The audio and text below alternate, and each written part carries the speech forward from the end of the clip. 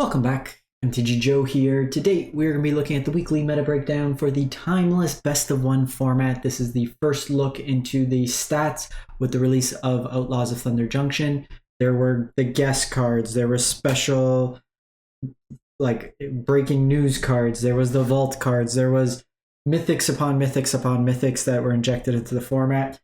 Generally speaking, for those newer to kind of how rotations or how new sets impact the format, we typically don't see a dramatic impact right at once unless there's like super busted cards like Show and Tell. We're going to see that with like Reanimated Mana Drain today. But usually these formats take a little bit longer to kind of shape up. So in the existing decks, like the existing Show and Tell deck, the existing Burn deck, the Zoo decks, they're all reasonable choices to continue in the format.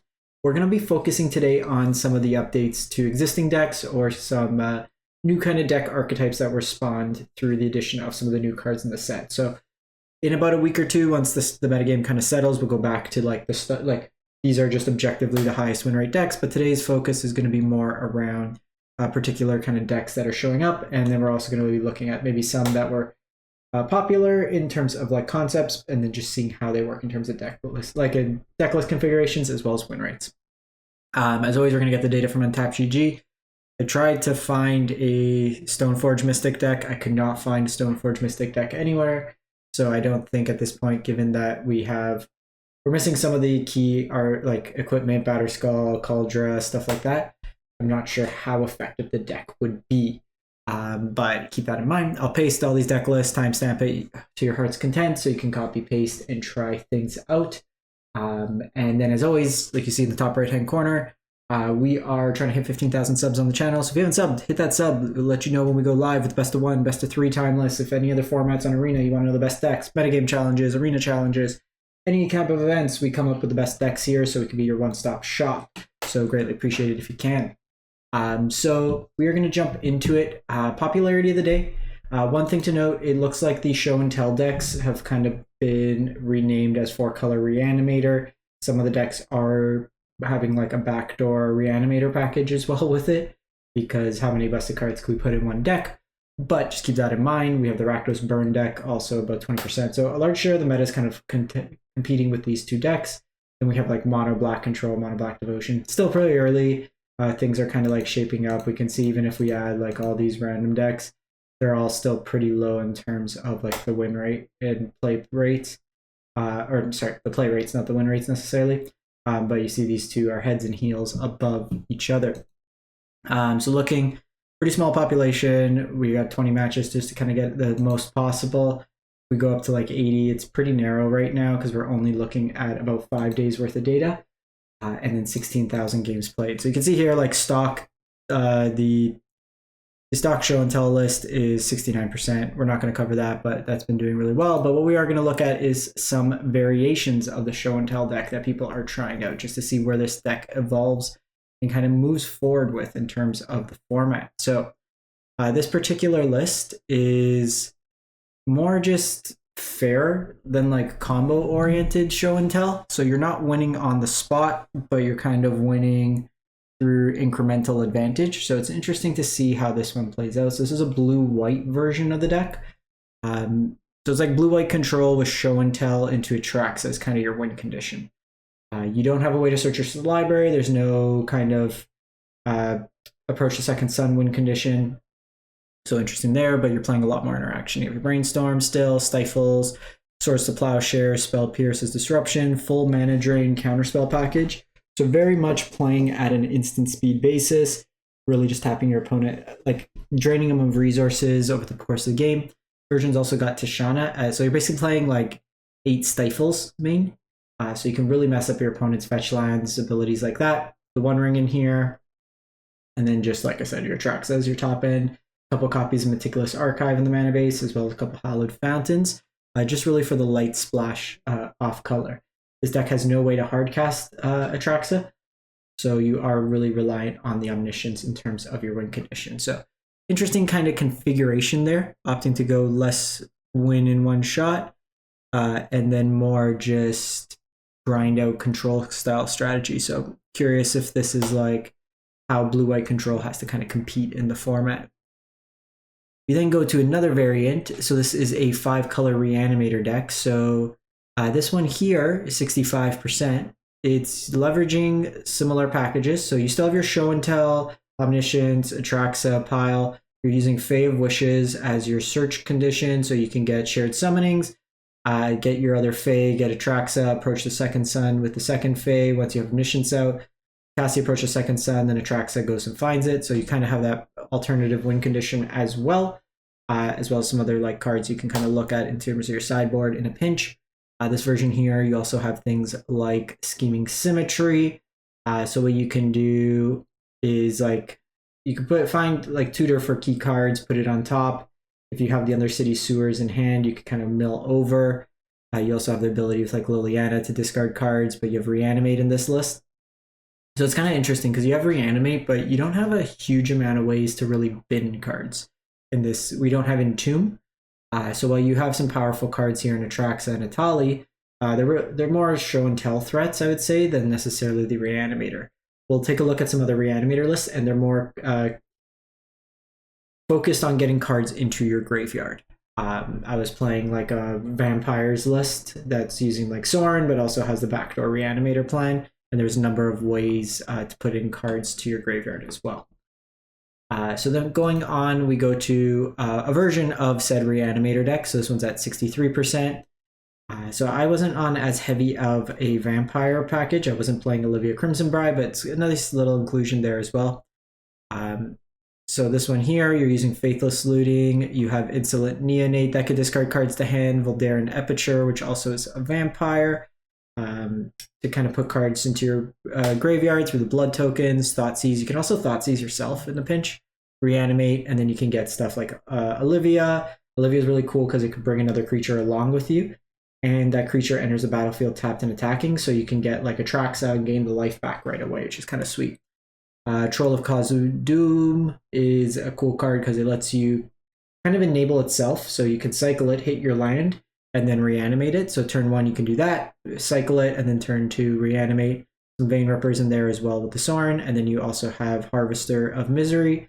This is a card that can be used as early removal and then reanimated, and it can be at times one-sided board wipe, which is kind of cool. The version I was playing was like Bloodghast, a little bit more grindy. You had the from Shadows over Innistrad, the 2-mana sorcery that you can discard for extra effects, so a little bit more Thoughtseize style effects in there.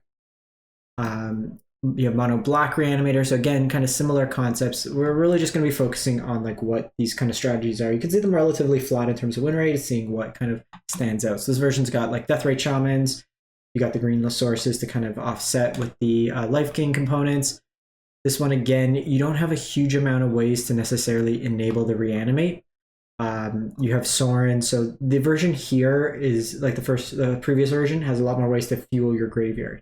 You can enable an early troll, but most of the time it'll be either they discard or they kind of counter style effect. You can use Liliana in this particular list to kind of enable it like that, so attacking at a different angle. This one's got Bowmasters, stuff of that nature. For Mono Red Burn, so this version's at 60%. There is a couple varied versions, but notably the card we got from the breaking news is Skullcrack. It's ridiculous. This card's printed at rare. It's just really silly. The rare for a card that's an uncommon normally.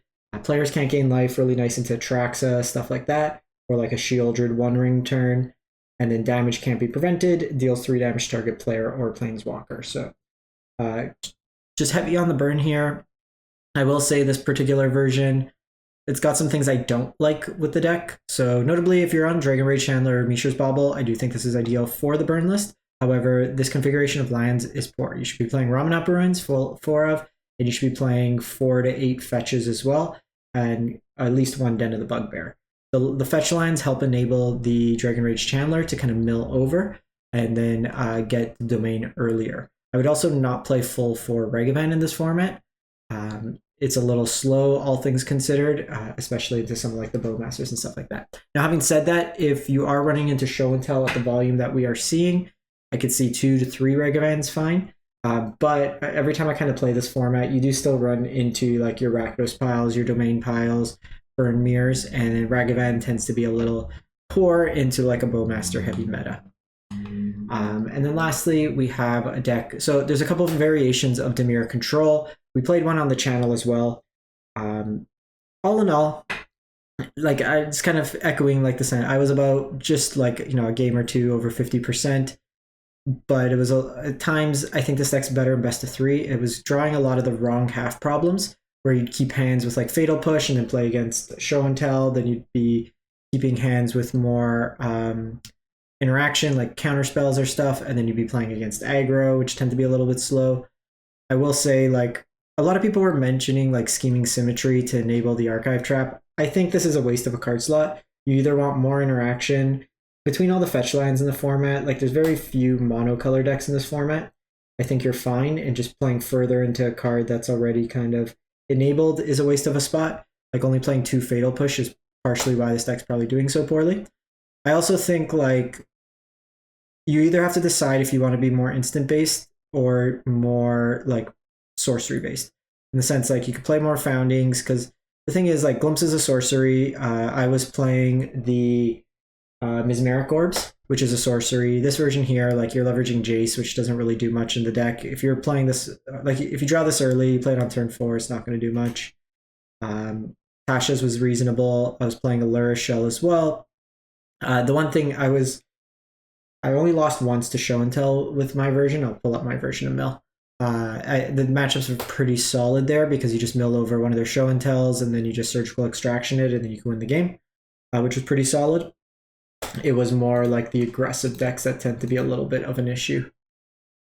So again, I think it's like reasonable in best of 3. We went 2-4, but I was playing a bit on like mobile too. But there's a couple games where we were like 1 or 2 cards away from milling over. Like, I remember in this game, they basically, as long as they didn't draw Thoughtseize, we won on our upkeep with Archive Trap by hard casting it, and they naturally drew one of their last Thoughtseizes. But similar idea, like, we bet the Show and Tell decks, and we lost against Domain, we lost against Jeskai Aggro, we lost against, yeah, both these were Domain, and this was Mono Black Vampires that, like, turn 1, like the Sorin combo. But my version was like full Archive Trap, full Tasha's, full Mesmeric Orb, Glimpse. So not as much in terms of counter spells. I think like you want to be more proactive in best of 1 and treat it almost like a combo deck, just trying to get them milled as quick as possible. The Kling was actually pretty solid in this list just because you are also Mesmeric Orbing yourself. So it gives you something to just delve in addition to like dig through time, stuff like that. I think like going forward, you may want Bowmaster's main. I think it would just help your aggro matchup as well, just to give you like another way to kind of block or something like that. But haven't been 100% sold on Mill just yet. So that's it for the week. There really wasn't like huge amounts of new things like beyond those kind of concepts. I feel like a lot of people are on the Reanimator package. If you want to see the Mill deck, like, I have a full video on it if you want to see it in action. I don't think I have. I've been playing the Reanimator on my iPad, so I don't have track stats to it, but it was the one that got me into Diamond. I think it was like 6-0 or 7-1. I got a pretty solid run with it, all things considered. In any case, thanks for watching. Hope you have a great one, and we'll be back with best of 3 and more timeless content as soon as we get more data to the format. Thanks for watching. Hope you have a great one, and stay safe out there.